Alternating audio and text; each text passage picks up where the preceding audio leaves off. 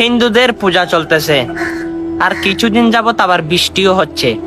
আমরা মুসলমান ভাইদেরকে বলতেছি, আবার এটা বলিয়েন না হিন্দুদের পূজা হচ্ছে তাই বৃষ্টি হচ্ছে। আপনি হয়তো জানেন না, এটার বলার কারণেও আপনার ঈমান চলে যেতে পারে। আর এটা বলার মানে হচ্ছে আল্লাহর সাথে শিরিক করা। কেন জানেন? পূজার সাথে আর আল্লাহর দিনের সাথে কোনো সম্পর্ক নাই, বৃষ্টির সাথে কোনো সম্পর্ক নাই। এগুলো থেকে বিরত থাকুন। ভিডিওটা শেয়ার করবেন। কেন জানেন? অনেক মানুষ আপনার কারণে এই শিরিক কাজ থেকে বাঁচতে পারবে, শুধু আপনি যদি তাদেরকে জানিয়ে দেন।